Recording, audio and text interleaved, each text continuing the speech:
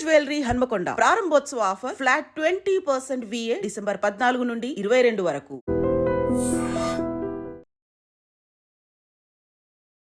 నమస్కారం, welcome to I dream.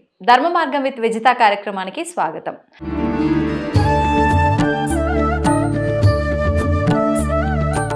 అయితే ప్రస్తుత రోజుల్లో మనందరం కూడా చాలా మందిలో భక్తి అనేది పెరగటము, భక్తి అనేది నిజంగా దేవుడిపైన ఏ విధంగా ఉండాలో ఆ విధంగా అనేది కనిపిస్తోంది. మనందరం కూడా చూస్తున్నాము. చాలా రకాల ఆలయాల్లో పూజలు అని చెప్పి ఆలయ దర్శనాలకు ఎక్కువగా వెళ్తుండడము, హోమాలు, యజ్ఞాలు, యాగాలు ఇలాంటివన్నీ చేస్తూ ఉండడం, ఇలాంటివన్నీ కూడా చూస్తూ ఉన్నాం.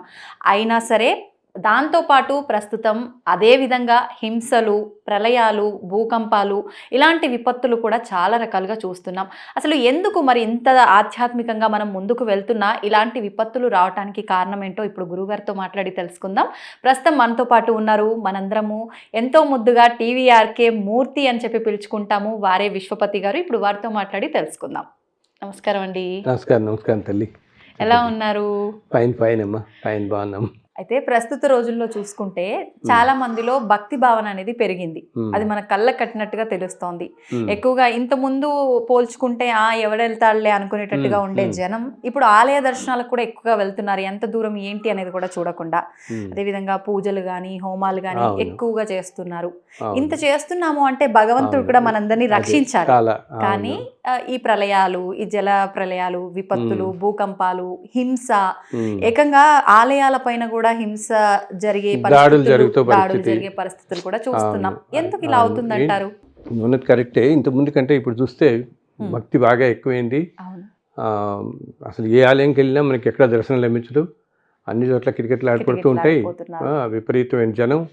మనకి ఒకప్పటికి ఇప్పటికీ మనం చూస్తున్నాం. మనం ఒక 30-40 ఏళ్ల క్రితం చూడనివి ఎన్నెన్నో అన్యాయాలు, దుర్మార్గాలు, అండ్ ఈ క్రైము, మానభంగాలు, ఎంత హింస పెరిగిపోయింది బయట ప్రపంచంలో. అవినీతి పెరిగిపోయింది. ఎక్కడా అసలు ధర్మం అనేది ఉండట్లేదు. చాలా దారుణమైన పరిస్థితులు చూస్తున్నాం. నేచర్లో కూడా అనమాట. ఏంటి భూకంపాలు, మొన్నటి ఇందాక పెద్ద పెద్ద సైక్లోన్లు, ప్రళయాలు అంటున్నామే, ఇటువంటివి ఇలా రావటం, ఇవన్నీ కూడా ఎక్కువైపోయాయి బాగా మనకి. మళ్ళీ చూస్తే నీకు భక్తి అనేది విపరీతంగా పెరిగిపోయింది జనంలో. విపరీతంగా అసలు నువ్వు ఏ గుడికి వెళ్ళు, ఎక్కడికి వెళ్ళు జనమే. అక్కడ ఏదైనా కొత్తగా గుడి వచ్చింది ఎవరైనా చెప్పారంటే ఇంక అసలు విపరీతంగా అక్కడ జనం వెళ్ళిపోతా, కొన్ని లక్షల మంది వెళ్ళిపోవటం. అసలు అది మనం ఏమనాలో తెలీదు, అలా వెళ్ళిపోవటం అంత జరుగుతుంది. అలా అని చూస్తే మళ్ళీ ఏమైనా తగ్గుతున్నాయా అంటే మరి అంత జరుగుతున్నప్పుడు ఇవన్నీ మనకి కొంచెం ఏమంటాం, నేచర్లో కూడా చక్కగా ఉండటం, మార్పులు రావాలి కదా. కాస్త పాజిటివిటీ అనేది మనకి బాగుండాలి కదా. ఆ పాజిటివిటీ మాత్రం ఉండట్లేదు. ఇవి మాత్రమే చూస్తూనే ఉన్నాం మనం. సో ఎప్పుడు ఏంటంటే భక్తి అనేది కేవలం భక్తి మాత్రమే కాదనమాట. భక్తితో పాటు ధర్మం అనేది కలిసి ఉండాలి మనకి. ఓకే, ధర్మం లేకుండా ఊరికినే మనం అదే మార్గంలో వెళ్ళిపోతూ ఏమిటి కొన్ని అసలు ఒక రొటీన్ లాగా చేసుకుంటూ వెళ్ళిపోతున్నారు. ఏమిటి ఆ గుడికి వెళ్ళటం అనేది కానీ, ఈ యజ్ఞాలు, యాగాలు అన్నవి కూడా ఒక రొటీన్ సిస్టమ్స్లా కాకుండా దానికి ధర్మం కూడా కలిసి ఉన్నప్పుడే అప్పుడే దానికి అంత విలువ అది పెరుగుతుందనమాట. ఇప్పుడు ఒకటి చెప్పాలంటే నీకు, మనం ఒక 40-50 ఇప్పుడు చూడు చాలా చోట్ల మనం వింటున్నాం. ఏంటి ఇక్కడెక్కడ యజ్ఞం చేస్తున్నారు, యాగం చేస్తున్నారు, శతకుండాలతో చేస్తున్నారు, సహస్రకుండ యాగం జరుగుతుంది. ఇన్ని చోట్ల ఇన్ని జరుగుతున్నాయి కదా. ఇదే మనం 30-40 ఏళ్ల క్రితం అసలు ఎక్కడ వినేవాళ్ళం మనం?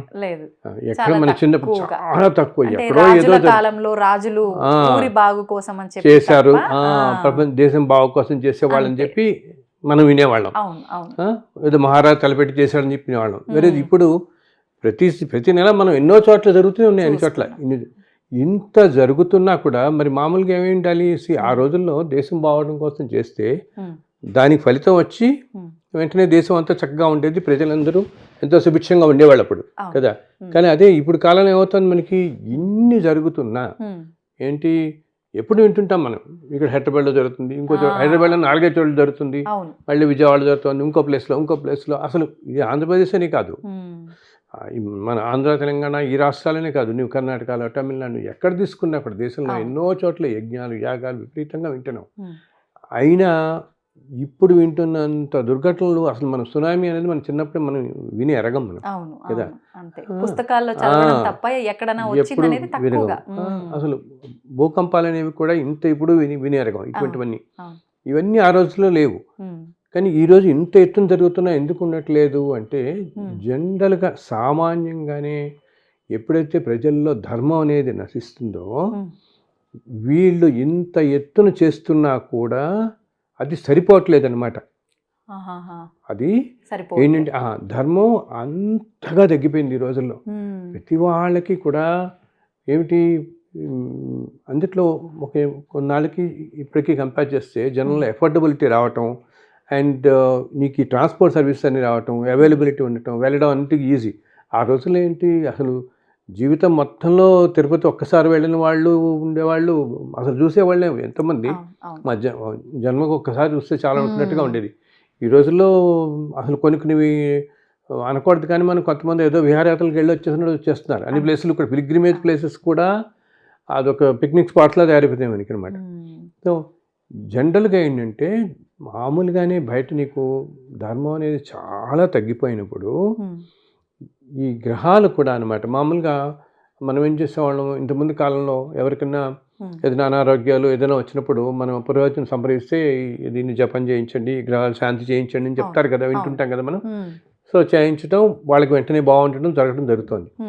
కానీ ఏంటి ఎప్పుడైతే గ్రహాలే అసలు అనుకూలించిన పరిస్థితుల్లో ఉంటాయో మనకి అప్పుడేమవుతుంది ఇవన్నీ కూడా మనకి అంత పనిచేయమన్నమాట. వీటి ఎఫెక్ట్ కూడా కొంచెం తక్కువగా ఉంటుంది మనకన్నమాట. సో దానివల్ల ఏమవుతుంది జనంలోని ప్రజల్లో ఎప్పుడైతే ధర్మం అనేది చాలా తక్కువగా ఉందో మనం చూస్తున్నాం. ఎన్నిటికీ ఆస్తులు తగాదాలు, అన్నదమ్ముల తగలుతాం, ఇది ప్రతి దానికి అంతా కూడా టువర్డ్స్ మనీ ఓరియంటెడ్గా ప్రపంచం అంతా పరిగెత్తిపోతున్నారు. సో అసలు ధర్మే లేనప్పుడు, ధర్మం ఇంతగా తగ్గిపోయినప్పుడు ఏమవుతుంది ఇంత ఎత్తున ఇన్ని యజ్ఞాలు యాగాలు ఇన్ని చేస్తున్నా కూడా మనకి వాటి వల్ల కూడా అయినా కూడా సరిపోవట్లేదు అనమాట. ఇంత చేస్తున్నా కూడా ఎందుకు అసలు ప్రజల్లోనే ధర్మం ఇదే.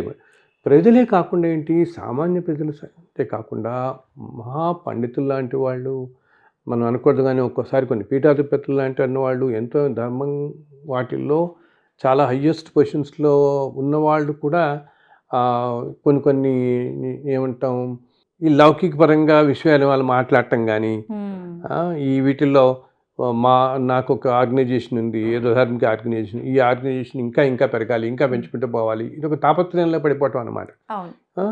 లౌకిక ప్రపంచంలోకి పడిపోతూ వస్తున్నారు. ఇది మనకి 56 ఏళ్ల క్రితం ఇట్లా ఉండేది కాదు. అలాగా ఉండేటప్పటికి అసలు ధర్మం అనేది నలుగురికి చెప్పాల్సిన వాళ్ళు మంచి మార్గంలో వాళ్ళు కూడా ఒక్కోసారి అది ఎందుకు జరుగుతుంది ప్రస్తుతం ఈ ప్రపంచం అంతా ఒక టఫ్ సిచ్యుయేషన్లో ఉన్నాం అన్నమాట మనం. సో చాలా కష్టమైన పరిస్థితుల్లో ఉన్నాం. దానివల్ల ఇలా అవుతుంది అనమాట. మాట్లాడిన మనం ఈ కొద్దిసేపట్లో మీరు చాలా రకాలుగా ధర్మం అని మాట్లాడడం జరిగింది. అంటే మనం ఎన్ని పూజలు ఇంత భక్తితో చేసినా కూడా ఫలించట్లేదు అని అంటే మనం ధర్మ ప్రకారంగా చెయ్యట్లేదు కాబట్టి ఇలాంటి విపత్తులు జరుగుతున్నాయి అని చెప్పి. అయితే ఇప్పుడు ఈ మధ్య కాలంలో చూస్తే పెద్దవాళ్ళ దగ్గర నుంచి చిన్న చిన్న పురోహితుల స్థాయి ఉన్న వాళ్ళ వరకు కూడా ప్రతి ఒక్కరు ధర్మం గురించి మాట్లాడుతున్నారు.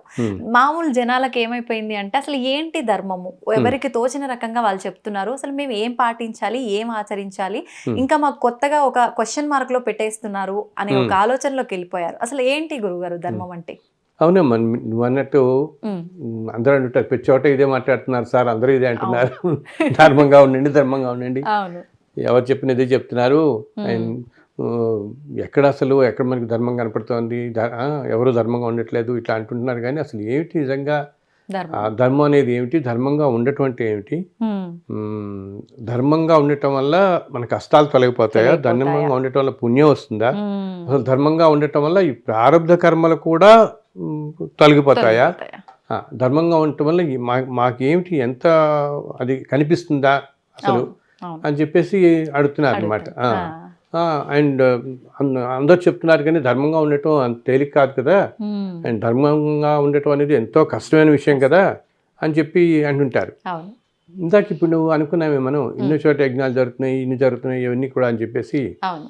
అయినా కూడా ఒకటి వాళ్ళు చేస్తున్న చోట్ల ఎంతో నియమనిష్టలతో ఎంతో పద్ధతిగా వైదిక పరంగా అన్నీ జరుగుతున్నాయి, కాదంటలేదు. దాంట్లో మనమేమి కానీ అంత చేసినా కూడా ఇలా పరిస్థితి ఉందంటే మామూలుగా ప్రస్తుతం సృష్టి పరిస్థితే ఇంత ఇదిగా ఉందన్నమాట. ఏంటి, మనుషుల్లో విపరీతమైన ఈ కలి మాయ కప్పేసేసి అంత అంత ఇప్పుడు ఏంటి, వీలున్నంత సంపాదించేసేయాలని. మనం ఈ బతుకుంటే 70-80 ఏళ్ళకి ఇన్ని వందల కోట్లు ఇంతంత అవసరం లేదు కదా తల్లి. దానికి ఇన్ని ఒక చిన్న జీవితం మనం ఉండేదానికి అంత ఇంత ఏంటి, ఇంత అన్యాయంగా ఇలా మూట కట్టుకుంటూ పోతుంటే వీళ్ళు గ్రహించింది ఏంటంటే, ఇప్పుడు సపోజ్ ఇలా నువ్వు ఎంతో అన్యాయం చేసి చాలామందికి ఏంటి ఈ రోజుల్లో ధనం మీద, పదవుల మీద ఇదే వ్యామోహం పోతుంది. సామాన్యుల దగ్గర నుంచి చాలా చాలా పెద్ద పొజిషన్స్లో అసలు ఎవరైతే నలుగురికి ధర్మం గురించి, వ్యామోహాల గురించి చెప్పాలో వాళ్ళు కూడా వీటిలో పడిపోతున్నారు, ఆ వ్యామోహాలు పడిపోతున్నారు. అండ్ అలాగే ఎంతో బ్రాడ్గా అందరు దేవతలు ఒకటే నాయన, అన్ని సృష్టి మొత్తానికి దేవతల మధ్య అసలు భేదమే లేదు. అందరూ శివుని పూజించిన, విష్ణువుని పూజించిన, అమ్మవారికి పూజించిన, ఒక లక్ష్మీదేవినైనా, సరస్వతి, పార్వతి ఎవరిని పూజించినా అన్నీ వెళ్ళేది ఒకటే దేవతకే అని బ్రాడ్గా చెప్పాల్సిన వాళ్ళు కూడా లేదు, మీరు ఈ దేవతని పూజించండి, ఆ దేవతని పూజించి మీకు కష్టాలు వస్తాయి, అసలు ఆ దేవత గురించి మీరు కష్టాలనే కూడా కాదు, అసలు ఆ దేవతని మీరు ఆ మాట కూడా ఎత్తద్దు, ఇట్లా రకరకాలుగా ఉండటం. అంటే ఒక పరంపరలో పూజిస్తున్న వాళ్ళు ఇంకొక దేవత గురించి అసలు మాట్లాడొద్దని, ఆ పేరు కూడా ఎత్తొద్దని అంటున్నారు. యాక్చువల్గా మనం సామాన్యుల విషయంలో అయితే వేరు. మీరు ఎప్పుడైతే ఒక మంచి ఆధ్యాత్మికంగా కానీ, భక్తిజనంలో కానీ, భక్తి మార్గంలో ఒక చాలా ఉన్నతమైన స్థాయిలో ఉన్నప్పుడు ప్రజలందరూ మన ప్రతి మాట మన జాగ్రత్త చూస్తారు. సో ఎంతో బ్రాడ్గా మనం చెప్పాలి. కానీ మనుషులకి ఇలాగా వాళ్ళకే పరస్పర భేదం వచ్చేసి మళ్ళీ అసలు దీని మీద ఈ సిస్టమ్ మీద నమ్మకం పోయేలాగా మనం తీసుకురాకూడదు. అలాగే అసలు చెప్తాను, ఇప్పుడు నువ్వన్న ఒక ధర్మం అనేది ఏంటి, మనం అందరం ధర్మంగా ఉండటం అంటే అన్నిటికంటే తేలిక అవతల మనిషిని ఏంటి, ఏది మనకి ఎవరైనా ఓ మాట మాట్లాడితే మనకు కష్టం అనిపిస్తుందో, ఒకటి ఏదైనా మనకి చేస్తే మనకు కష్టం అనిపిస్తుందో అది మనం ఇంకోళ్ళకి చేయకపోవటమే అన్నిటికంటే ధర్మం, ఉత్తమమైన ధర్మం అని ఒక శ్లోకం చెప్తానన్నమాట. మహాభారతంలో ఉంటుంది.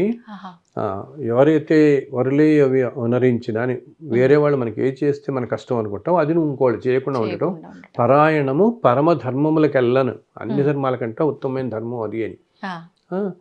సో ఈ రోజుల్లో ఏంటి, మనం అందరూ పరుషంగా మాట్లాడేవాళ్ళే, అందరూ విసుక్కునేవాళ్ళే. పొద్దున్న లేస్తే ఇప్పుడు నువ్వు ఒక చోట యజ్ఞం జరుగుతూ ఉంటుంది, ఆ యజ్ఞం చేస్తున్న చోట తర్వాత ఆ యజ్ఞం అవుతున్న తర్వాత అయిపోగానే కాసేపు అయ్యేటప్పటికి వాళ్ళు అందరినీ ఒకళ్ళొకళ్ళు అడుచుకోవటం, వీళ్ళని విసుక్కోవటం, వాళ్ళని విసుక్కోవడం చేస్తున్నారు.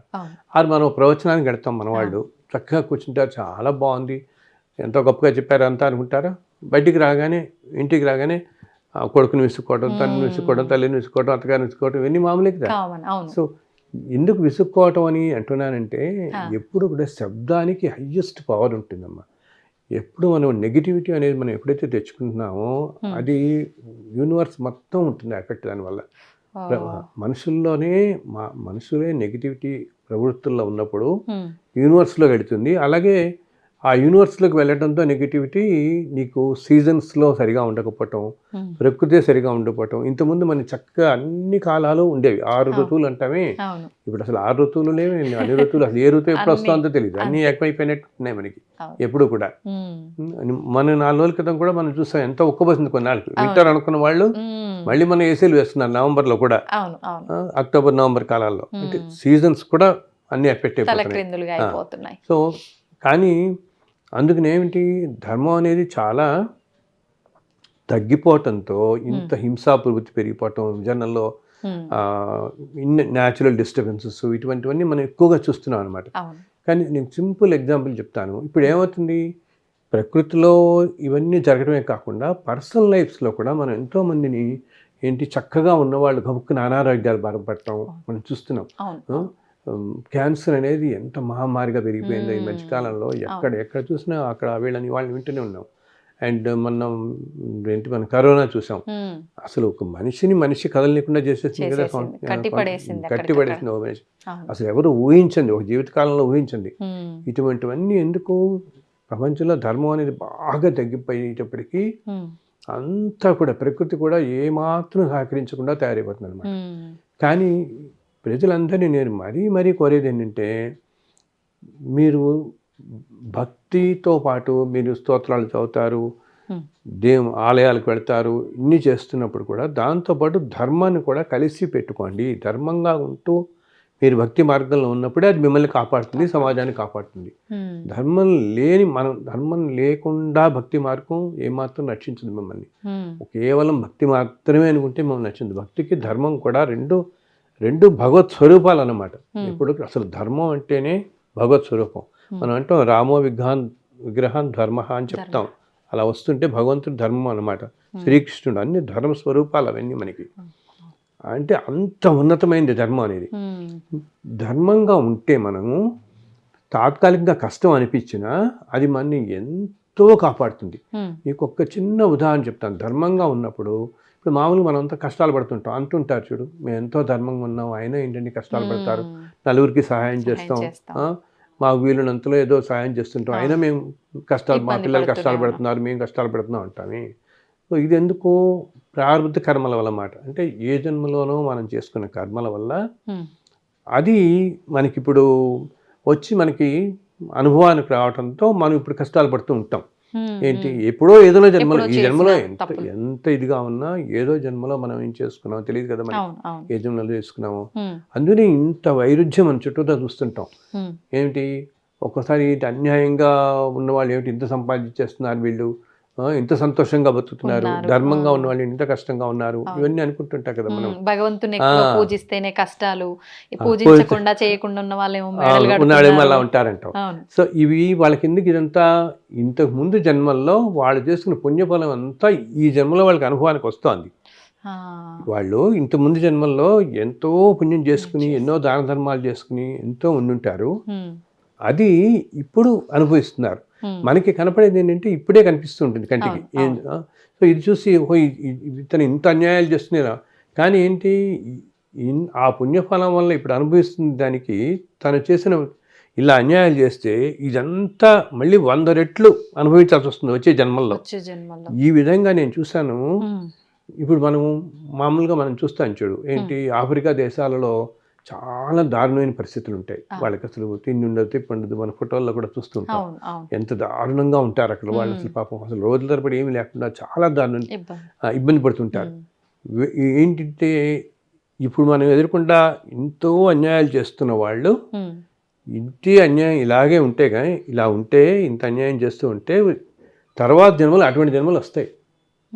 తినడానికి తిండి లేక, కట్టుకోవడానికి లేక, ఉండడానికి నిలవడానికి లేక ఎన్నెన్నో కష్టమైన పరిస్థితులు. అటువంటి జన్మలు అక్కడ ఆఫ్రికానే కాదు, మన ఎదుర్కొండా కూడా మనం చూస్తుంటాం. ఎన్నో కష్టాలు పడుతున్నాం. తినడానికి కూడా తెలియదు. ప్రతి మనిషి ఇలా ఉండటం కూడా ఎంత బ్లెస్సింగ్ అని భగవంతుడికి ఎప్పుడు, అసలు భగవంతుడికి మనం ఎప్పుడు ఆ గ్రేట్ఫుల్నెస్ ఉండాలి మనకి. ఏంటి? అసలు మనం ఆ కృతజ్ఞతా భావం అనేది ప్రతి జీవికి మనిషికి ఉండాలి మనకి. ప్రతి మనిషి నాకు ఇది లేదు అది లేదు అని అహంకారం అనుకుంటాడే కానీ ఉన్న వాటికి ఏమిటి అని సంతోషించాడు. భగవంతుడు ఎప్పుడు చూస్తాడు, నేను వీడికి ఇన్ని ఇచ్చాను, ఇన్నిటి కాళ్ళు చేతులు అసలు నడుస్తూ నువ్వు ప్రపంచాన్ని చూడగలుగుతూ. పాపం కళ్ళు లేని వాళ్ళు ఎంతమంది ఉంటారమ్మా, కాళ్ళు లేని వాళ్ళు ఎంత ఉంటారు. ఇవన్నీ ఎంత బ్లెస్సింగ్ మనిషికి మనం. బట్ ఏంటంటే ప్రతి మనిషికి ధనమే ధనమే ధనమే. కలియుగం అంటే ధనమే. ఆ ధనం డబ్బు డబ్బు డబ్బు ఆ ప్రాప్తులు దాని వెనకాలే పడిపోయి తనకున్న చిన్న చిన్నవి కూడా నేను అందరితో చెప్తాను, మనం మాట్లాడుకుంటాం. ఇప్పుడు ఈ క్షణం ఇలా తీసుకుంటే ఈ క్షణంలో ఎన్ని కార్పొరేట్ హాస్పిటల్లో ఎంతమంది ఎన్ని రకాలు బాధపడుతుంటారు. ఎన్నో ఐసీయూల్లో కిడ్నీస్ ఫెయిల్ అయిపోయిన వాళ్ళు, హార్ట్ సర్జరీస్ అవుతున్న వాళ్ళు, కోమాలో ఉన్న వాళ్ళు, కొంతమంది 2 సంవత్సరాలు కోమాలో ఉండిపోతారు. ఎంత బాధాకరమైంది, ఎంత నరకం తల్లి. మామూలుగా నువ్వు ఒక రోజు మనకి జ్వరం వచ్చి మంచి మీద పడుకుంటేనే మనకి ఎంతో బాధ అనిపిస్తుంది. ఒక 2 సంవత్సరాలు ఏంటి నీకు ఇటు ప్రాణం వెళ్ళి అందరూ ఏమనుకుంటా వాళ్ళకి తెలియదని, మనిషికి అన్నీ తెలుస్తూ ఉంటాయి. కోమా స్థితిలో ఉన్నప్పుడు అన్ని లోపల తెలుస్తూ ఏమీ చేయలేని స్థితి అనమాట. అచేతనమైన స్థితిలో పడి ఉండి ఇటు ప్రాణం వెళ్ళిపోక ఎంత నరకాతి బాధలు. ఈ అన్యాయాలు చేసే వాళ్ళందరూ గ్రహించాల్సింది ఏంటంటే అటువంటి బాధలు లోనవుతారు వీళ్ళు. అలా అస్సలు అటు పోకుండా ధర్మంగా ఉండడానికి ప్రయత్నించండి. అంటే ఏంటి, మంచి మార్గంలో ఉండండి. మంచి మార్గంలో మీరు సంపాదించుకునేది నలుగురికి పంచిపెట్టండి. ఇప్పుడేం మనమేం ఇక్కడ 1000 ఏళ్ళు ఉండిపోవట్లేదు కదా, అంత డబ్బు మనకేం వస్తుంది లేదు. ఉన్న 70-80 ఏళ్ళకి శాశ్వతం కాదు ఆ మాత్రం దానికి. అలా ఉన్నప్పుడు అలా చేసే ధర్మం అన్ని ఎప్పటికీ మనని కాపాడుతుంటుంది. అదే మనకి మన తర్వాత మన పిల్లలకి అందరినీ కాపాడుతుంటుంది. అదొక శ్రీరామరక్ష అంటమే అలా కాపాడుతుంటుంది అనమాట ధర్మంగా. అలా కాకుండా ఈ అన్యాయం దాని మీద పెడితే ఇప్పుడు ఇట్లా కనిపిస్తున్నా మన కంటికి మనం అనుకోకూడదు, అయ్యో వీళ్ళు ఎంత అనుభవిస్తున్నారని. ఇంతకుముందు జన్మల్లో చేసుకున్న పుణ్యఫలం వాళ్ళకి ఇప్పుడు అనుభవానికి వచ్చింది. బట్ ఇప్పుడు చేస్తున్న ఈ పాపం అంతా కూడా తర్వాత జన్మల్లో వాళ్ళు పూర్తిగా అనుభవించి తీరుతారు, తప్పకుండా అనుభవించి తీరుతారు అనమాట. ధర్మం కూడా నీకు ఒక చిన్న ఎగ్జాంపుల్ చెప్తాను. అంటారు ఏంటి సార్ మేము ఇప్పుడు ఇన్ని పూజలు చేస్తున్నాం, ఇన్ని చేస్తున్నాం, అయినా మా కష్టాలు పోవట్లేదు ఏమిటి అంటారు. దీనికి కారణం కూడా ఇందాక చెప్పాను నేను. ఏంటి, ఎప్పుడైతే గ్రహాలే అనుకూలించట్లేదు అసలు, ఏంటి నవగ్రహాలు అంటామే మనం, ఈ గ్రహాలే అనుకూలించినప్పుడు మనం ఎన్ని జపాలు ఎన్ని చేసినా కూడా ఆ అనుకూలత లేనప్పుడు వీటన్నిటికీ ఫలితం సరిగా ఉండదన్నమాట. అయితే మనం ఏది కాపాడుతుంది, వీటిలన్నిటికంటే మించింది భగవంతుని మీద భక్తితో పాటు ధర్మంగా నిలిస్తే మాత్రం అది మిమ్మల్ని రక్షిస్తుంది. ఎట్లా అంటే నీకు ఒక చిన్న ఎగ్జాంపుల్ చెప్తాను. ఒకసారి కొంతకాలం క్రితం జరిగింది ఇది. ఆటో నడుపుకుంటూ ఉంటాడు అతని జీవితానికి అనమాట. పాపం అతి సామాన్యమైన వాడు. అండ్ ఎంతో కష్టపడి అతనికి ఏంటి పాపం ఒక 4 చెల్లెళ్ళు ఉంటారు, పెళ్లి చేయాల్సిన వాళ్ళు, ఇతను ఒక్కడే అనమాట. ఆ సంసారాన్ని అలా చేసుకుంటూ వస్తుంటాడు. రోజు ఇతని భార్య పొద్దున ఆటో నడపడానికి వెళ్తాడు కదా, వెళ్ళేటప్పుడు అతనికి ఒక అన్నం మూట అది కొంచెం కట్టిస్తుంది. అతను మధ్యాహ్నం అయిన తర్వాత కాసేపు అయిన తర్వాత అతనికి ఏంటి వచ్చే ప్రతి రూపాయి అవసరం తల్లి. బికాజ్ ఈ సంసారం మొత్తానికి తన సంసారం రావాలి, చూసుకోవాలి, చెల్లెళ్ళందరినీ చూసుకోవాలి, ఇవన్నీ చేసుకోవాలి కదా. కానీ అతను ఏంటి ఎంతో ధర్మాత్ముడిలాగా ఉంటాడు. ఏంటి గబుక్కుని ఎవరైనా పొరపాటున అతని ఆటోలో ఏదైనా బ్యాగ్ ఏదో మర్చిపోయారనుకో, అతను వెనుక్కుంటూ వెళ్ళి ఆ ఏరియా ఎంత దూరమైనా వెతుక్కుంటూ వెళ్ళి మళ్ళీ వాళ్ళ ఇంటికి తలుపుపెట్టి వాళ్ళకి ఆ డబ్బు ఇచ్చొస్తాడు. ఆ బ్యాగ్ ముట్టుకోకుండా కూడా తీసిస్తుంటే ఇటువంటి అలవాటు అతను ఉంటాడు. చాలా నిజాయితీగా ఉంటాడు. అండ్ ఇతనికి వాడి భార్య ఏం చేస్తుంది, రోజు ఇలా అన్నం మూట కట్టించి ఒక బాక్స్ ఇచ్చేసి మధ్యాహ్నం తినడానికి, దాంతోపాటు రోజు ఒక్క 10 రూపాయలు మాత్రం అంటుందన్నమాట. ఈరోజు నీకు వచ్చిన డబ్బులతో పెద్ద అంత రోజు ఒక్క 10 రూపాయలతో నువ్వు చాయ్ తాగు అని చెప్తుంది. సో అతను అంతకంటే అది కూడా కష్టం, అంతకంటే ఎక్కువ పెట్టుకోలేడు. సో ఎందుకు రోజు తెచ్చుకున్న డబ్బుతోనే ఈ 4 చెల్లెల్ని పెంచి పెద్ద చేసి పెళ్ళిళ్ళు చేసి ఇవన్నీ చేయాలి కదా అని. అంతే. అదొక్కటి ఏంటంటే మళ్ళీ రాత్రి పొద్దున వెళ్ళిన వాడు పాపం రాత్రి 10 గంటలకు ఇంటికి చేరుతాడు. అందుకోసం మధ్యాహ్నం ఒక్క అన్నం తిని ఎక్కడ ఓ చెట్టు కింద కాసేపు రిలాక్స్ కాస్త తీసుకుంటాడు అనమాట. ఒకరోజు ఏమవుతుంది, ఇతను ఒక రైల్వే స్టేషన్ దగ్గర పొద్దున వెళ్తాడమ్మా. వెళ్తాడు, అక్కడ ఒక పెద్ద సీట్ ఎక్కుతాడు అనమాట. ఇంకా ఈయన ఆటోలో ఓ బ్యాగ్ అది పెట్టుకుని ఏదో ఎక్కుతాడు, ఏదో ఫలానా చోటకి తీసుకెళ్ళమంటాడు. తీసుకెళ్తుంటే ఆ రోజేమో అతను కొంచెం జ్వరంగా ఒళ్ళు నొప్పులుగా ఉంటుంది. కానీ ఏంటి పాపం కష్టపడి చేసే జీవితాలు కదా, తప్పు అనమాట. చేసుకుంటే కాదు ఇల్లు గడవదు, వీళ్ళందరినీ పెంచేయాలని చెప్పి ఏం పర్వాలేదు అని చెప్పి ఏదో వందేసుకుంటాడు, నడుపుతుంటాడు. ఈ ఆటోలో కూర్చున్న వ్యక్తి చాలా దర్జాగా కూర్చుని ఉంటాడు. ఇంత వచ్చేటప్పటికి నీకు ఒక చోట ట్రాఫిక్ సిగ్నల్ పడుతుంది. ట్రాఫిక్ సిగ్నల్ పడగానే ఒక ముసలి అబ్బనమాట వణుకుతూ వచ్చి నాయన ఆ సేట్జీని అడుగుతుంది, నేను అన్నం తిని 4 రోజులైంది, కనీసం చాయ్ పైసలు ఇదండి అని అడిగితే ఆ సేట్జీ విపరీతంగా విసుక్కుంటాడు. లే కూర్చునే అని చెప్పేదో అంటాడు, గట్టిగా అంటాడు అనమాట. అది ఇతను వింటాడు కదా, ఇతను వెంటనే పిలిచి ఇన్ఫ్యాక్ట్ ఆ సేట్జీ దగ్గర అతను వెంటనే ఏం చేస్తాడు, ఈ ఆటో నడుపు అతను పిల్లాడు ఆమెను పిలిచి తన ఛాయ్ కోసం పెట్టుకుంటాడు చూసావా, అవును. ఆ 10 రూపాయలు తీసి ఆమెకి ఇచ్చేస్తాడు. అమ్మ నువ్వు తాగి, నువ్వు ఛాయ్ తాగి పర్వాలేదు, ఏం పర్వాలేదు. తనకి కష్టం ఏంటి, ఆల్రెడీ ఒంట్లో బాగాలేదు, ఏదో వేసుకుంటూ వచ్చి రాయితే హాయిగా ఉండి మళ్ళీ రాత్రి పెద్దాకా నడుపుకోవాలి తను. అయినా వెంటనే 10 రూపాయలు అవకిస్తాడు. వేరే అతని దగ్గర, ఆ సేఠ్ దగ్గర బ్యాగ్లో 25 లక్షలు ఉంటాయి. అంత 25 లక్షలు ఉన్నా ఒక్క 10 రూపాయలు ఇచ్చే గుణం కూడా లేకుండా పోయింది ఆ మనిషికి. వేరే అతని దగ్గర ఏమీ లేకపోయినా ఉన్న 10 రూపాయలు తీసి ఇచ్చాడు. సో అక్కడితో అతనికి ఆ ఒక్క దాని వల్ల ఒక 50 జన్మల్లో తను చేసుకున్న ప్రారంభ కర్మ అంతా నశించిపోయిందమ్మా. తను చేసుకునే పాపాలు ప్రారంభ కర్మ ఉంటుంది, 50 జన్మల ప్రారంభ కర్మ ఇంతమంది జన్మలది. కేవలం అతని ఒకటేమో నిజాయితీగా ఉండే మనిషి, ఇంకోటి అప్పుడు చేసిన ఆ క్షణంలో ఆ రోజు తనకి ఒంట్లో బాగాలేకుండా ఇంట్లో ఉన్న పరిస్థితుల్లో కూడా మధ్యాహ్నం కాస్త మంది వేసుకుని మళ్ళీ ఏదో చాయ్ తాగుదాం అనుకున్న దానికి పెట్టుకుని ఆ 10 రూపాయలు తీసుకెళ్ళి ఆవకి ఇచ్చేసాడు. అది ఇది ధర్మం అంటే, అంత గొప్ప మనసు. ధర్మం అంటే ఇది. నీ కష్టం అనిపించిన, అసలు ఎవరితోనే నేను చెప్తాను, ఎవరికైనా నువ్వు 100 రూపాయలు దానం చేయాలని అనుకుంటే నీ దగ్గర మనసు ఉండాలే కానీ జేబులో మన దగ్గర 100 ఉంటే చాలు, 1,00,000 ఉండక్కర్లేదు. మనస్సు లేని వాడికి 1,00,000 రూపాయలన్నా 100 రూపాయలు తీసివ్వడు.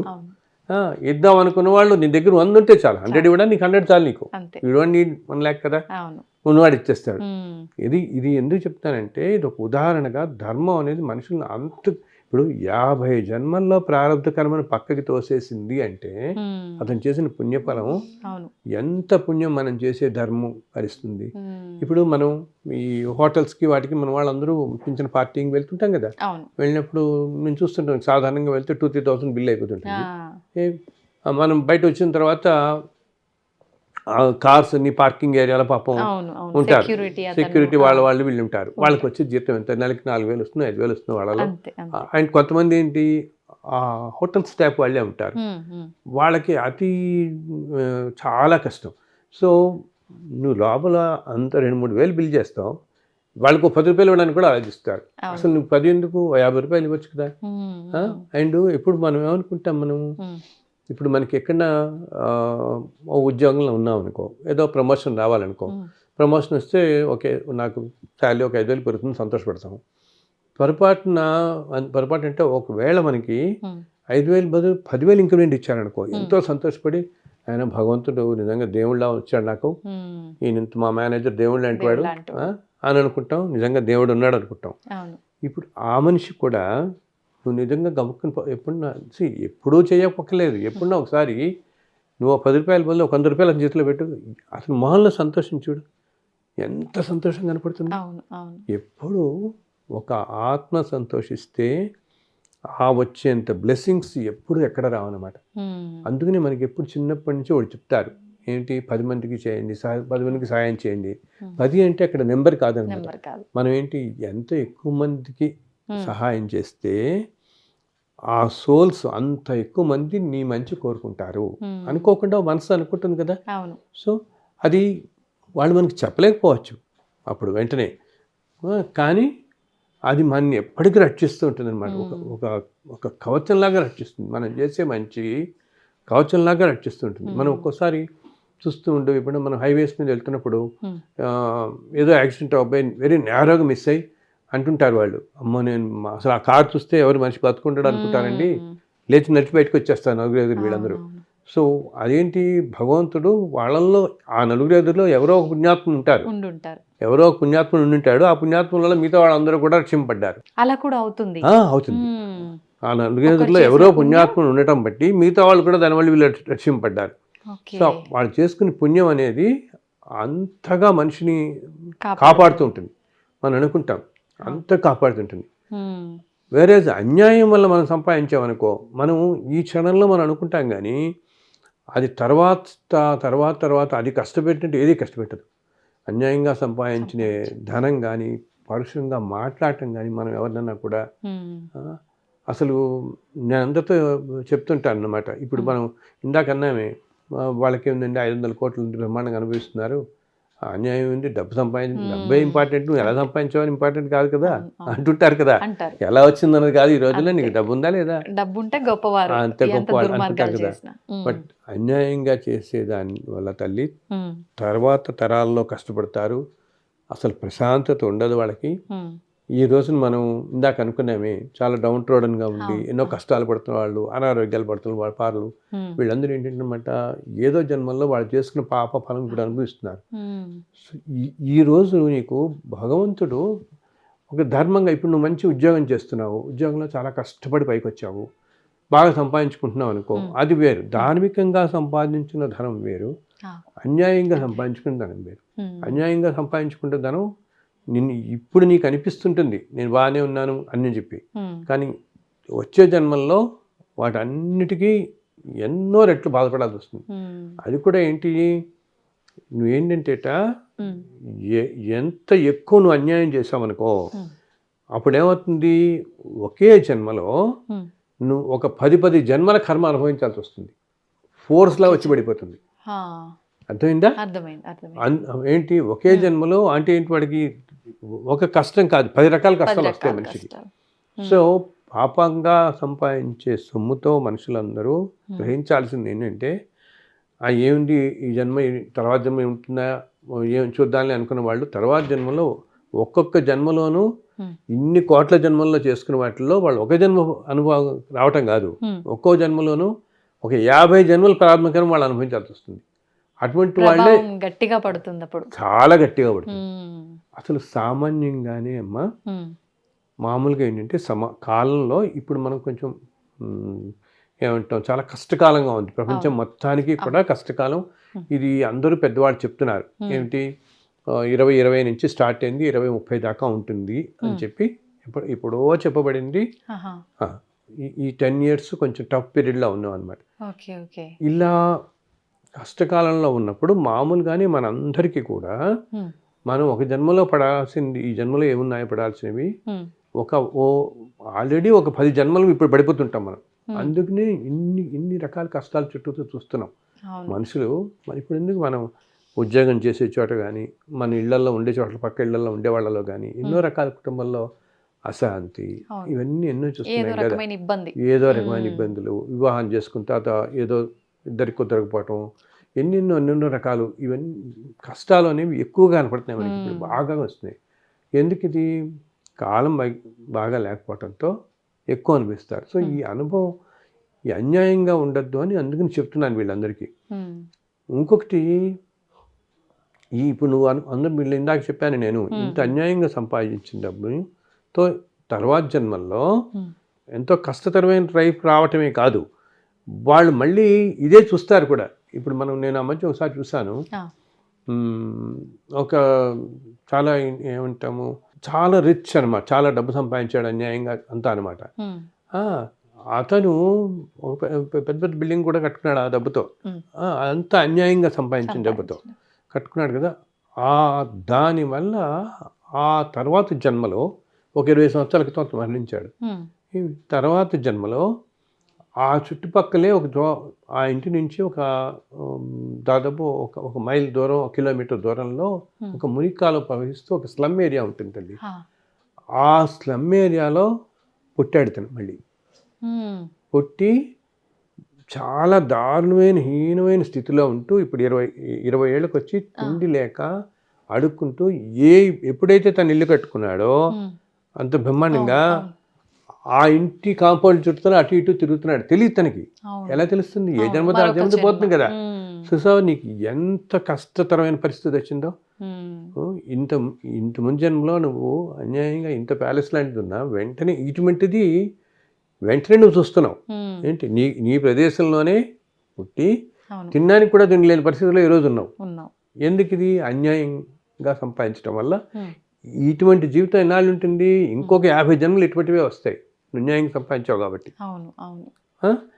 అదే మనం న్యాయంగా సంపాదించి మంచి పనులు చేసామనుకో, కొంతమందికి ఎలా ఉంటుందంటే, ఆ మధ్య నా దగ్గరకు ఒక ఆయన వచ్చారనమాట. వాళ్ళ తాతగారు చాలా కష్టపడి ఎంతో హానెస్ట్గా ఉండి ఒక మంచి స్కూల్ అది పెట్టి పిల్లలందరూ చదివిస్తూ ఉండేవారు. సో ఆయనకి ఏముండేది, నేను ఇంత కష్టపడి పెంచి ఈ స్కూల్ నుంచి ఈ స్థితికి తీసుకొచ్చాను, రేపు పొద్దున ఏమవుతుందో ఇది ఏంటి. ఆయన ప్రతి రూపాయి కూడగట్టుకుని తనకున్న ఆస్తి అంతా కూడా అమ్మేసి ఒక చిన్న విలేజ్లో అనమాట ఫ్రీ ఎడ్యుకేషన్ ఇవ్వాలి, ఈ ట్రైబల్ ఏరియాస్లో ఉన్న వాళ్ళందరికీ ఫ్రీ ఎడ్యుకేషన్ ఇవ్వాలి అని చెప్పి ఒక 200-300 పిల్లలకి ఫ్రీ ఎడ్యుకేషన్ పెట్టాడు ఆయన, విద్యాదానం చేస్తూ. అది కూడా ఏంటి, తనకి 7-8 ఎకరాల తల్లిదండ్రుల నుంచి వస్తుంది ఆస్తి మొత్తం అమ్మేస్తాడు. పిల్లలు కూడా అడుగుతారు, ఏంటి ఇలా చేస్తున్నామన్నా వినడు, లేదు మనం ఇదే మనని కాపాడుతుంది, ఈ మంచితనం మనం కాపాడుతుందని అది తనకున్న ఆస్తి అంతా అమ్మేసి తను సంపాదించుకుని స్కూల్ టీచర్ కింద చేస్తుండేవాడు. అది కొన్నే పెట్టి ఒక స్కూల్ కట్టి స్కూల్లో 200-300 పిల్లల చేత చదివిస్తూ ఒక ట్రస్ట్లో పెట్టి ఆ డబ్బుతో పెట్టి చేస్తున్నాడు. సో అప్పుడు ఆయన అనుకుంటూ ఉండేవాట, ఏమో తర్వాత తరాల్లో ఏమవుతుందో అని. ఎప్పుడైతే నువ్వు అంత మంచి పని చేసి అంత చేస్తున్నావో ఏమవుతుందో తెలుసా, తర్వాత కాలంలో మళ్ళీ నువ్వు జన్మ ఏదో తీసుకుని ఇదే కుటుంబాల్లో నువ్వు జన్మిస్తావు, మళ్ళీ దీన్ని నువ్వు చూసుకుంటావు. అర్థమైందా? మళ్ళీ నువ్వు చేసిన వ్యవస్థ అంతా నీకంటే కనిపిస్తుంది. నువ్వు ఎక్కడో వాళ్ళలోనే సంబంధించిన వాళ్ళలోనే పుట్టి మళ్ళీ ఇదంతా నువ్వు చూసుకోగలుగుతావు, సంతోషంగా చూసుకుంటాడు అప్పుడు మళ్ళీ. కానీ తెలియదు తనకి, నేను చేశాను ఇదంతా అని తెలియదు. ఎందుకు చెప్తున్నానంటే ఈ రోజుల్లో ఎవరైనా ఈ ప్రోగ్రామ్ చూస్తున్న వాళ్ళు ధార్మికంగా పరంగా వాళ్ళు ఇప్పుడు సింపుల్ ఎగ్జాంపుల్ తల్లి, ఈ హైటెక్ సిటీలో ఇంత విరిగిపోయింది బ్రహ్మాండంగా కదా మనం చూస్తున్నాం, ఎలా ఉంటుందో ఒకటి పెద్ద పెద్ద 40 అంతస్తులు 50 అంతస్తులు ప్రపంచం ఇలా పెరిగిందా. మనం సిటీ దాటి ఒక 30-40 కిలోమీటర్లు బయటికి వెళితే శానిటేషన్ ఉండదు, ఒక హాస్పిటల్స్ ఉండవు, విలేజెస్లో దారుణ పరిస్థితులు. జస్ట్ 40-50 కిలోమీటర్లు బయటకు వెళ్తే అంతే కదా. ఎంతో దారుణమైన పరిస్థితుల్లో ఉన్నవాళ్ళు ఉన్నారు. ఇప్పటికీ కూడా విలేజెస్లో ఒక ఊరు దాట బయటకు ఎక్కడికో వెళ్ళి మంచినీళ్ళు తెచ్చుకునే వాళ్ళు ఉంటారు, రోజు మోసుకొచ్చుకునే వాళ్ళు ఉన్నారు. ఎందుకు అవుతుంది, ఈ సంపద అనేది కొన్ని చోట్లకే కేంద్రీకృతం అయిపోతుంది. ఇప్పుడు ఊరికినే అసలు జస్ట్ ఒక 100 crores ఉన్నవాళ్ళు, అంటే 100 కోట్లు ఉన్నవాళ్ళట ఈ దేశంలో ఈరోజు కొన్ని లక్షల మంది ఉన్నారు, లక్షల మంది. నిజంగా మనం బతకడానికి, ఒక జన్మ బతకడానికో లేకపోతే నీ తర్వాత తరం బతకడానికో 100 కోట్లు అవసరం లేదు కదా నీకు. దాంట్లో నువ్వు గనక అండ్ ఇంకొకటి ఏంటి, నీకు ఇప్పుడు నువ్వేమి చూసుకోకుండా 100 కోట్లు అలా చూసుకుంటూ ఉంటావు, 70 ఏదో వస్తుంది, 70-80 years నువ్వు వెళ్ళిపోతావు. ఆ తర్వాతలో దాన్ని ఎవరేం చేస్తారో ఏమీ తెలియదు నీకు. అది డబ్బు సంపాదించడం కానీ ఏదైనా ఏంటి, అసలు ఏ మనిషి అయినా ప్రతి మనిషికి సంతోషంగా ఉండాలి, సుఖంగా ఉండాలి, ఆనందం. ప్రతి వాళ్ళకి హ్యాపీనెస్సే కదా. ఒక సినిమా చూస్తే హ్యాపీనెస్, కాఫీ తాగితే హ్యాపీనెస్, టీ తాగితే హ్యాపీనెస్, ఏదైనా మంచి చోటుకి వెళ్తే సంతోషమే మనిషికి ఎప్పుడు ఆలోచిస్తాడు. సో ఈ డబ్బు సంపాదన అనేది అయితే ఏమవుతుంది, మనుషులకి డబ్బు సంపాదన మాత్రం అది లిమిట్ లేనేది అనమాట. ఆనందం ఎంత ఉన్నా ఇంకా కావాలనిపిస్తుంది, తృప్తి ఉండదు, దాంట్లో తృప్తి ఉండదు. వీళ్ళకి అర్థం ఒకటి చేసుకోవాలి, ఏమిటి ఇది ఏదో స్టేజ్లో మనకే కష్టం ఇది దీనివల్ల. సో రోజు నీకు ఇదే సరిపోదు.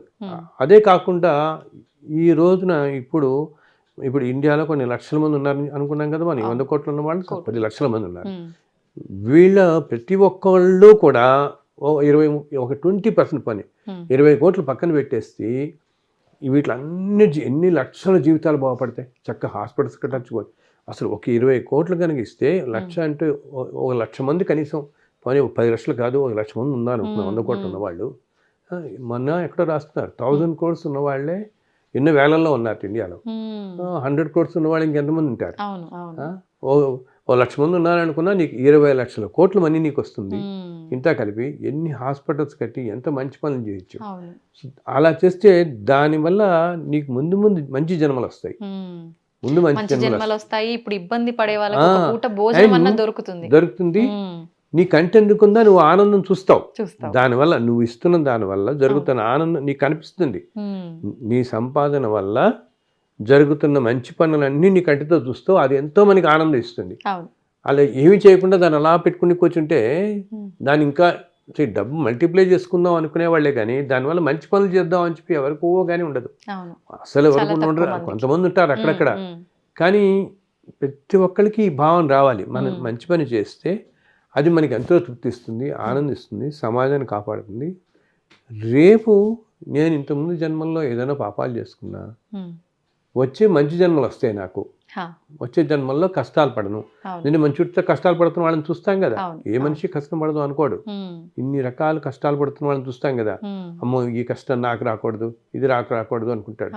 కానీ ఎంత ప్రారంభ కర్మల వల్ల ఏమవుతుంది, నీకు నిజంగా కష్టం అనేది వస్తే ఎంత డబ్బు ఉన్నా ఏది మనని కాపాడదు. అది మనం గ్రహించాం. ఎందుకంటే నేను ఎంతోమంది చూస్తుంటాను కదమ్మా, ఒక పెద్ద ఫార్మా కంపెనీ అనమాట, వాళ్ళే క్యాన్సర్ డ్రగ్స్ తయారు చేస్తారు. అటువంటిది ఆ కంపెనీ చైర్మనే ఒక 2-3 సంవత్సరాల పాటు పోరాడారు క్యాన్సర్తో. మెడిసిన్స్ కూడా వాళ్ళు చేస్తారు. అయినా 3-4 సంవత్సరాల పాటు చాలా కష్టపడ్డాడు మనిషి. తొందరగా వెళ్ళిపోతే బాగుండు అనుకుని స్టేట్కి వెళ్ళిపోయాడు మనిషి చివరికి. అదేంటి, ఏ జన్మలో చేసుకున్న ప్రారంభ కర్మ మనిషిని అలా ఉన్నప్పుడు ఈ జన్మలో మంచివాడే, ఏ జన్మలో అయితే ఇలా అనుభవిస్తున్నప్పుడు అన్యాయం చేస్తే ఇంకా ఎలా అనుభవిస్తాం మనం. అది ప్రతి ఒక్కళ్ళు గ్రహించాలి. అండ్ ఇందాక చెప్పాను చిన్న ఆటో డ్రైవర్ ఎగ్జాంపుల్, అదేమింది, అది అన్నిటికంటే ఈజీ కదా. అంటే ప్రతి ఒక్కరు కూడా అర్థం చేసుకోవాల్సింది ఏంటంటే, డబ్బు మనం అనుకుంటాం శాశ్వతం కాదు, మనతో తీసుకెళ్ళమని, కానీ అనుకోవడం వరకే కాదు, దాన్ని నిజంగా ఆచరణలో పెట్టాలి. ఏదున్నా మనం చేసిన మంచి పుణ్యం ఇవి మాత్రమే మనతో తీసుకెళ్తాం ప్రతి జన్మకి. ఇది ఒక్కటి గుర్తుపెట్టుకోవాలి. జన్మకి తీసుకెళ్తాం, ఈ జన్మలో కూడా మనకి ఆనందం ఇస్తుంది. ఇప్పుడు ఒక మొహం ఇందాక నేను చెప్పాను చూడు, నువ్వు బయటికి రాగానే ఇప్పుడు ఎందుకు మనం చిన్న క్యాబ్ ఎక్కుతాము, క్యాబ్ ఎక్కిన తర్వాత అందుకే చేంజ్ లేదని 10 రూపాయలు, నువ్వు పర్లేదు బాబు నువ్వు మనం ఉంచేసుకో అనగానే ఎంత సంతోషపడతాడు అతను. ఆ మనిషిలో సంతోషం కనిపిస్తుంది, సోల్ అనమాట. ఒక ఆత్మ కనుక సంతోషిస్తే అది ఎంతో రక్షిస్తుంది మనిషిని, యువతల మనిషిని. ఇప్పుడు నాకు నేను బయటకు హోటల్ అతనికి నువ్వు 10 రూపాయల బదులు ఎప్పుడన్నా ఒక్కసారి ఎవరికైనా ఒక 100 రూపీస్ గబుక్కుని వేసి చూడు. ఈ రోజుల్లో 100 అంటే ఏముంది, అసలు వాల్యూ ఏముంది, అలా కష్టపెడుతున్నారు అందరూ. అలా ఉన్నవాళ్ళు ఆ మాత్రం ఉన్నవాళ్ళు ఇస్తే, ఆ సోల్ కనుక ఆనందిస్తేట, ఒక ఆత్మ సంతోషపడితే అది రక్షించినట్టు ఏది రక్షించదు, అంత కాపాడుతుంది మన. ఇందా నేను చెప్పాను అతను 50 జన్మల ప్రారంభ కర్మే పోయిందంటే ఎంత కాపాడుతుంది మన అనమాట. అంటే మనం చేసే మంచి ఇలాంటి దాన ధర్మాలు అనేవి మన ప్రారబ్ధ కర్మల్ని తొలగిస్తాయి, ప్రస్తుతం మనం సంతోషంగా ఉండడానికి ఉపయోగపడతాయి. ముందు జన్మల్లో మనం చేసిన మంచి వల్ల మళ్ళీ మంచి ఫలితాలు కలిగే అవకాశం కూడా ఉంటుంది. మనిషి జన్మ తర్వాత ఉత్తమమైన జన్మ అంటే ఇంకా మోక్షమైన గురువుగారు, ఇంకేమైనా ఉందా? అంటే అన్ని జన్మల్లోకెల్లా మానవ జన్మే చాలా ఉత్తమమైందమ్మా. మనం దాన్ని ఉపయోగించుకోవాలి. కానీ అసలు మానవ జన్మ, ఎందుకంటే దేవతలు కూడా అనుకుంటారట మానవ జన్మలోనే మనం ఏదైనా కర్మ చేయగలుగుతాం, మంచి పనులు చేయగలుగుతాం. ఏమి దేవతలకు శరీరం ఉండదు, శరీరం లేని వాళ్ళు ఏం చేస్తారు. సో మనకి భగవంతుడు ఇప్పుడు ఇన్ని లక్షల జీవజాతుల్లో మనిషి అన్నిటికంటే ఉత్తమమైనది. అండ్ చాలామంది ఏమిటారంటే అనుకుంటాం మన మోక్షం అంటే ఏదో ఇంకా ఏంటి వెళ్ళిపోయిన తర్వాత వచ్చేది, భగవంతుడితో కలిసిపోతాం. మోక్షం అనేది బతుకున్నప్పుడే నువ్వు అనుభవించగలగాలి. ఎప్పుడు అన్నిటితో డిటాచ్డ్గా ఉంటే, మన పని మనం చేసుకుంటూ నీ ధర్మం నువ్వు ఆచరిస్తూ. భగవద్గీతలో కూడా అదే చెప్తాడు కదా భగవంతుడు. మన ధర్మం మోక్షం అనేది ఏదో అందరూ అనుకుంటారంటే మోక్షం ముక్తి పొందటం ఇవన్నీ అంటే అదేదో చనిపోయిన తర్వాత వచ్చేది అనుకుంటారు.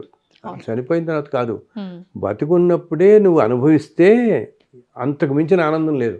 మోక్షం అంటే చాలా ఆనందం, అదే కదా మన నమ్మకం. అంత మన అందరం అదే కదా, మోక్షం అనేది ఎంతో ఆనందం ఇచ్చేది మోక్షం, ముక్తి ఇవన్నీ అంటుంటాం. మన కష్టాల నుంచి విముక్తి పొందడాన్ని మనం ఆనందం అనుకో. అది మరణించడం తర్వాత అని కాదు, మనం బతుకున్నప్పుడే ఆ స్థితిని పొందగలగాలి.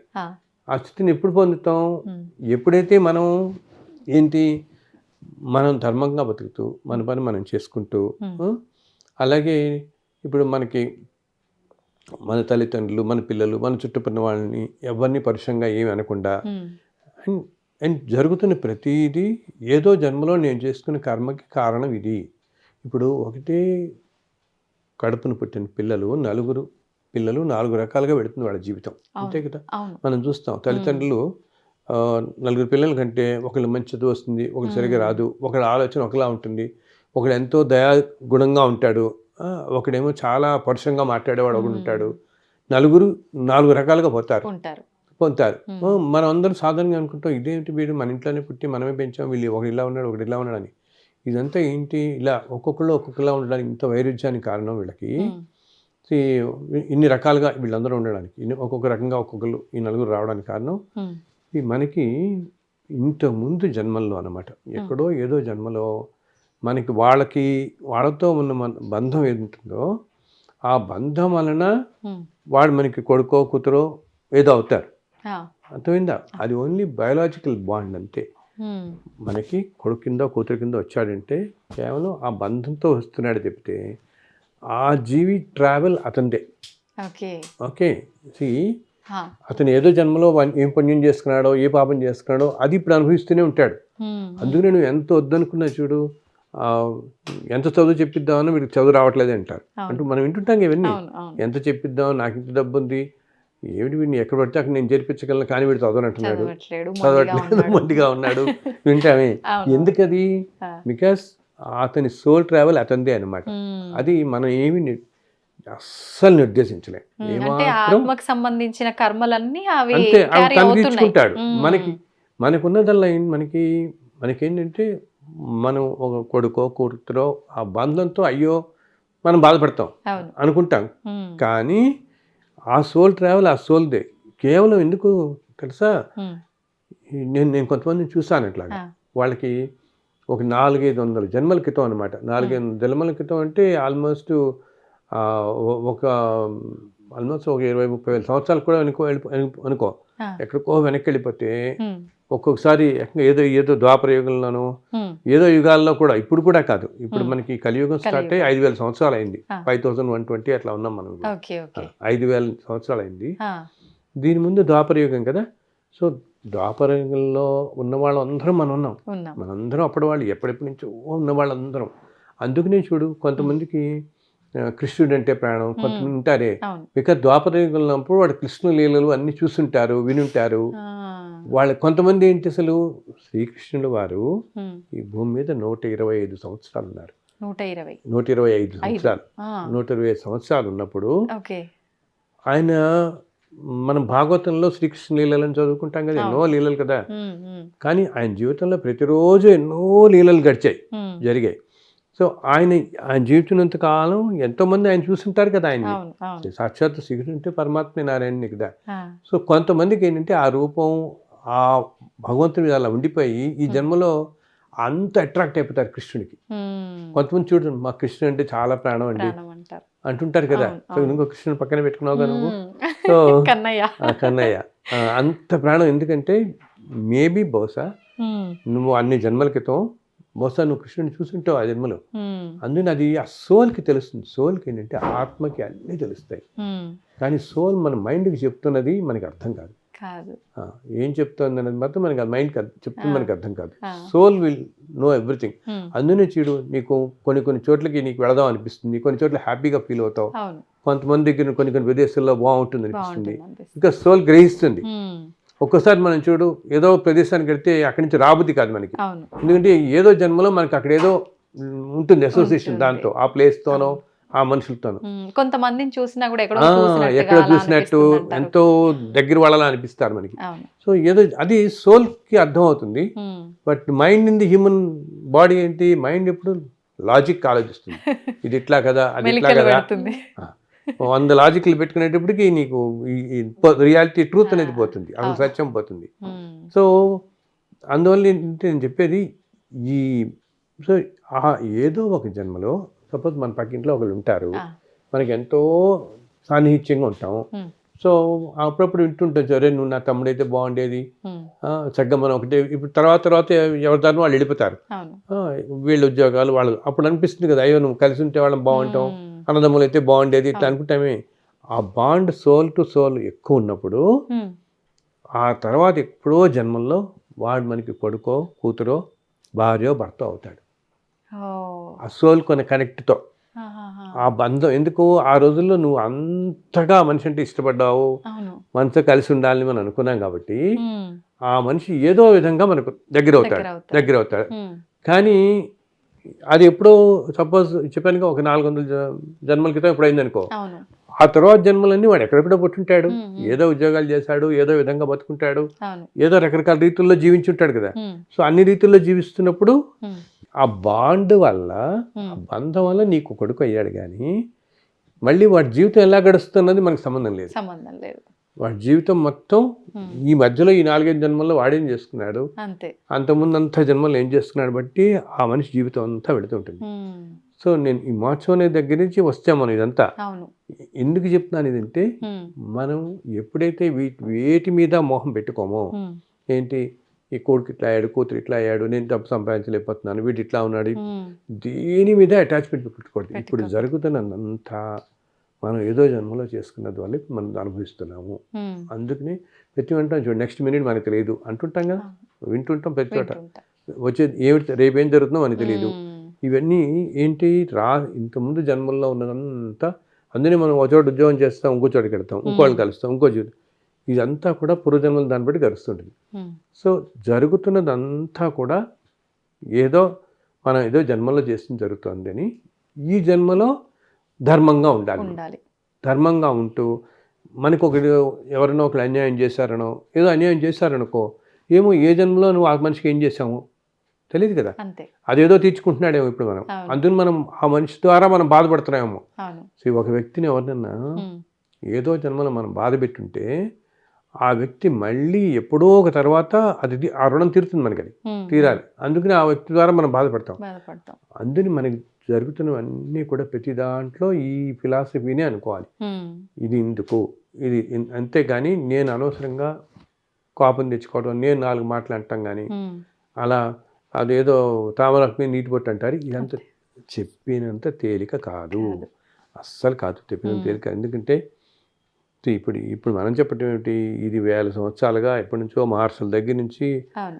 ఆదిశంకరాచార్యుల దగ్గర నుంచి అందరూ చెప్తూనే ఉన్నారు. ఉమ్. నిజంగా దానివల్లే మారేటటువంటి సమాజం ఇలా ఉండేది కాదు ఈరోజు. అవును. కానీ ప్రయత్నం అనేది మనం మొదలుపెట్టి చిన్న చిన్న విషయాల్లో మొదలు పెడితే ఏమవుతుంది, ఈ జన్మలో చిన్న చిన్న విషయాలు మొదలు పెడితే ఇలా వెళ్ళి ముందు జన్మలో ఇంకొంచెం ఎక్కువ చేస్తాం, ఉమ్. ఆతడి జన్మలో ఇంకొంచెం ఎక్కువ చేస్తాం. అసలు ఈ జన్మలో ఒక బిగినింగ్ పెట్టుకుంటే మనం ఉమ్. ఉమ్. కొంచెం ఓకే. నాతో అంటుంటారు, మీరు అప్పుడప్పుడు మన వాళ్ళు అంటారు, మీరు ఇంత చెప్తున్నారండి, ధర్మంగా ఉండండి, సంయమనంగా ఉండండి అని. ఉమ్. ఉమ్. నా వల్ల అంత అవ్వట్లేదండి, ఏదో చెప్పినంత ప్రయత్నిస్తున్నానండి, easy కాదు. ఈజీ కాదండి, ప్రయత్నిస్తున్నాను, ఉమ్. అప్పుడప్పుడు ఉంటున్నానంటే నేను చెప్తాను, చాలా సంతోషం తల్లి, అప్పుడప్పుడు ఉండటం చాలు, అవును. ఈ జన్మకి అది చాలు. ఉమ్. అప్పుడప్పుడు ఉంటే అసలంటూ సోల్కి ఆ ఆలోచన ఉంటుంది కదా, అవును. మనం సంయమనంగా ఉండాలి, ఉమ్. గబుక్కుని ఎవరిని ఏది అనకూడదు మనం. అవును. ఇది ముందు జన్మ, ఇంకా ఆత్మ ఇప్పుడు క్యారీ చేస్తుంది. ముందు జన్మలో ఇదే ఆలోచనలు వెళ్తాయి నీకు, మళ్ళీ ఉమ్. ఉమ్. ఆలోచనలు వెళ్ళి ముందు జన్మలో ఇంకొంచెం రిఫార్మ్ అవుతాం. అవును. అలా ఈ రోజున మనం ఎవరినైతే సొసైటీలో మహానుభావులుగా చెప్పుకుంటున్నామో, చాలా ధర్మాత్ములండి, ఆయన ఎవరిని ఒక మాట అనడు, ఎంతో ధర్మంగా ఉంటాడంటే, వీళ్ళు ఎన్నో జన్మల్లో సాధన చేసి ఉంటారు. ఇలా సాధన చేసి ఈరోజు మన కంటికి ఈ స్థితిలో కనపడుతున్నారు. అర్థమైందా? ఇప్పుడు ఈ స్థితిలోకి వచ్చారు వీళ్ళు. వీళ్ళు ఒక జన్మ క్రితం మనలాగా ఉండుంటారు, మామూలు అందరిలాగానే ఈ స్థితికి వచ్చారు.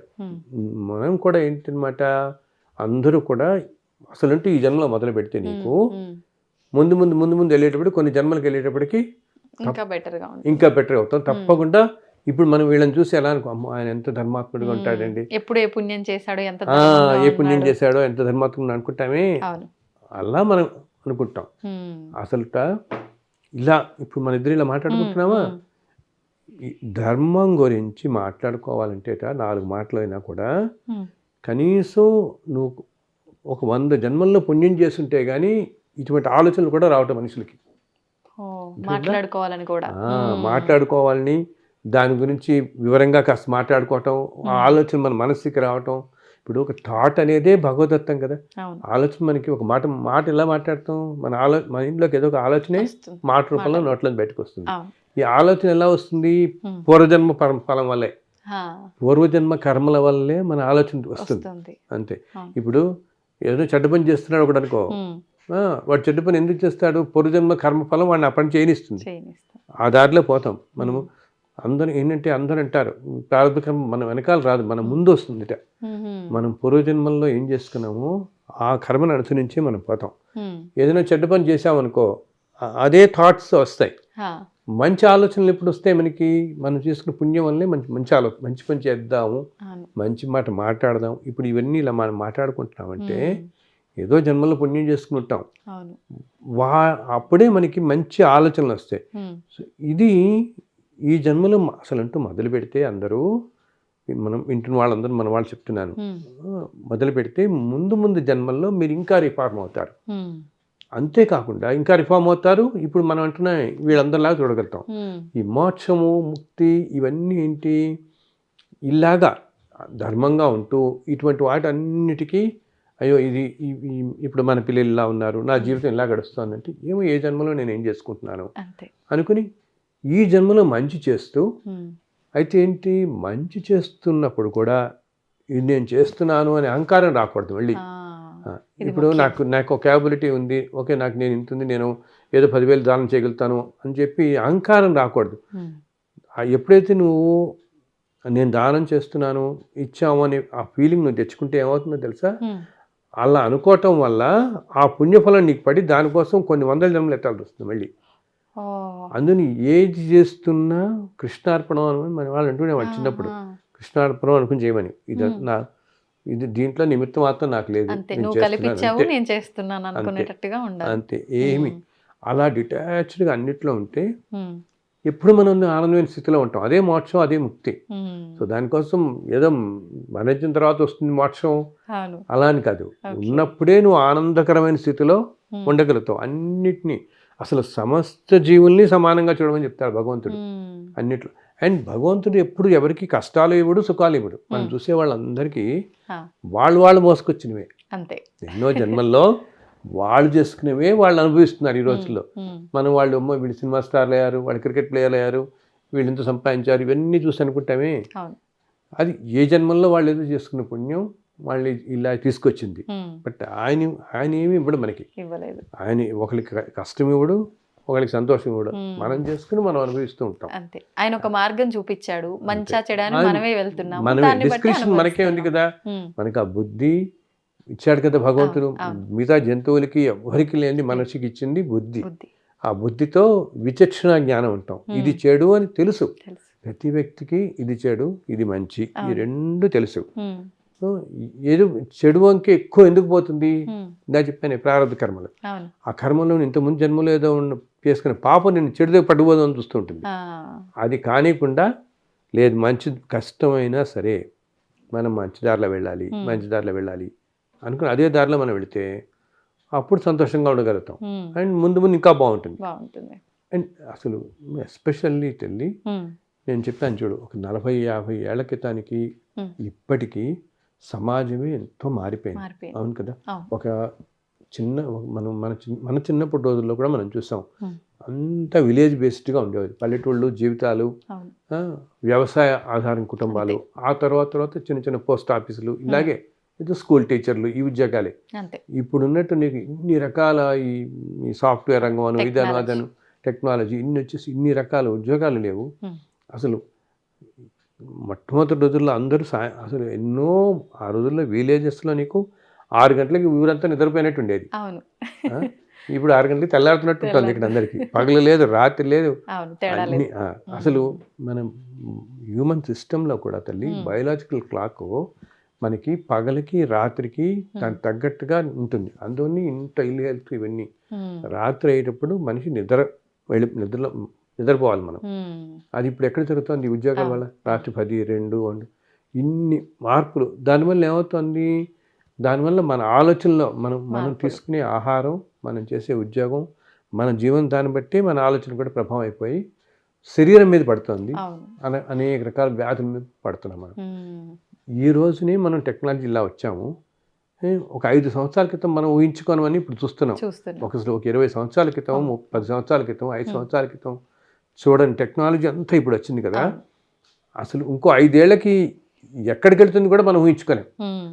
అసలు ఇప్పుడు మనం చూడు, ఈ రోజుల్లో అసలు క్యాష్ ఎవరు క్యారీ చేయట్లేదు. ఏమన్నా నొక్కేస్తున్నారు, ఫోన్పే జీపే. అసలు ఊహించాము మనం? పాత రోజుల్లో ఎలా ఉంటుంది సార్, ఏంటిట ఏదైనా డబ్బు కావాలంటే శనివారాలు వస్తే కంగారు పడేది. బ్యాంకులు ఉండవు, బ్యాంకుల్లోకి వెళ్ళి ఏటీఎం అనే సిస్టమ్ లేదు. ఏటీఎం సిస్టమ్ లేదు కదా, బ్యాంక్కి వెళ్ళి తెచ్చుకోవాలి. ఒకవేళ ఏదైనా అవసరం పడితే ఎవరింట్లోనే ఏమన్నా అడిగి తెచ్చుకునేవాడు పాపం. ఆ, ఎవరింట్లో అన్నా గబుక్కుని అవసరం వచ్చింది, ఏదో హాస్పిటల్ అవసరం ఏదో వచ్చింది, ఆ రోజు ఆదివారం ఏంటంటే పాపం డాక్టర్ దగ్గరికి వెళ్ళాల్సి వస్తే వాళ్ళ దగ్గర డబ్బులు లేకపోతే ఎవరినో వెళ్ళి 100 రూపాయలు 200 రూపాయలు ఇమ్మనేవాళ్ళు. ఇప్పుడేంటి నువ్వు గబుక్కుని ఇన్స్టెంట్ ఏటీఎంకి వెళ్తున్నావు, ఇవి వచ్చాయి, ఇది అసలు ఊహించలే కదా. అవును సో ముందు ఇంకా ఎన్ని ఊహించడానికి జరుగుతాయో ముందు మనకు తెలియదు. అవును, అవన్నీ మంచికైతే పర్వాలేదు జరిగేవి. అండ్ ప్రతి దానితో రెండు ఉంటాయి. ఆ, ఎప్పుడు టెక్నాలజీతో ఇటు చెడు ఉంటుంది, ఇటు మంచి ఉంటుంది కదా. దాన్ని ఎలా ఉపయోగించుకుంటాం అన్నది మన చేతులు పెట్టుకుంటుంది. అంతే. సో ముందు ఇలా అవుతున్న కొద్దీ ఏమవుతుంది నీకు, ఇవన్నీ అవుతున్న కొద్దీ మనుషులకి ఫిజికల్ కంఫర్ట్స్ వస్తున్నాయి, మనకి ఏసీలు వస్తున్నాయి, కార్లు వస్తున్నాయి, కదలకుండా అన్ని జరుగుతున్నాయి, కానీ మెంటల్ స్ట్రెస్ ఎక్కువైపోతుంది. విపరీతమైన స్ట్రెస్ ఎక్కువవుతుంది. ఆ స్ట్రెస్ మనం పడకుండా ఉండాలంటే ఇటువంటివి అలవాటు చేసుకోవాలి. చిన్న అన్నమాట. ఏదో నలుగురికి ధర్మం చేయటం, దానం చేయటం, కాస్త మంచి పనులు చేయటం, మంచి ఆలోచనలు పెట్టుకోవటం, అది దానివల్ల ఈ స్ట్రెస్ తగ్గుతుంది. కాస్త స్ట్రెస్ మనకి తగ్గుతుంది. ఎందుకంటే అసలు లేకుండా చేయలేం, బికాజ్ ఈ టెక్నాలజీలోకి వచ్చేసాం మనం ఇప్పుడు. కాబట్టి ఇప్పుడు ఎస్పెషల్లీ ఇప్పుడు 25-30s ఉన్న వాళ్ళు అది బాగా గ్రహించాలి. ముందు ఇంకా ఎలా ఉండబోతోంది ప్రపంచం అనేది ఊహించలేము అసలు మనం. ఇప్పుడే ఇలా ఉంది, 5 ఏళ్ళకి ఎలా ఉంటుంది, 10 ఏళ్ళకి ఎలా ఉంటుంది, ఇంకా ఎంత వస్తుంది టెక్నాలజీలో, ఇంకా ఎంత ఫాస్ట్ పేస్డ్ లైఫ్లు వచ్చేస్తాయి, గ్రహించలే. కాబట్టి దాని తగ్గట్టు కొంచెం మనం తగ్గించుకుని ఉండాలి మనం కాస్త. సో అది అందుకని ఏంటంటే వీళ్ళు ఇప్పుడున్న వాళ్ళు ఈ సమయంలో అందరికీ నేను చెప్తా, సంయమనంగా పాటించండి, ఆవేశం తెచ్చుకోకండి. ప్రతి వాళ్ళకి గబుక్కుని విసుగు వచ్చేస్తుంది కదా, ఇంటాలరెన్స్. దేనికైనా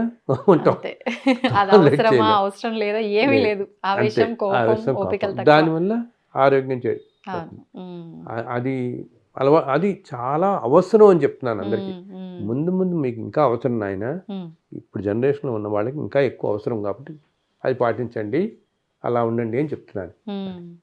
నిజంగా మీరు చెప్పిన విషయాలు ప్రతి ఒక్కరికి చాలా ఉపయోగపడే విషయాలు గురుగారు. ఇప్పుడు ప్రతి యువతరానికి ఇప్పుడు వచ్చే వాళ్ళకి నిజంగా ఏదైతే మనం మిస్ అవుతున్నామో, దేనివల్ల మనం ఇంకా ఇబ్బందుల్లో పడుతున్నామో ఆ విషయాలే చాలా చక్కగా వివరించారు, అందరికీ అర్థమయ్యేటట్టు.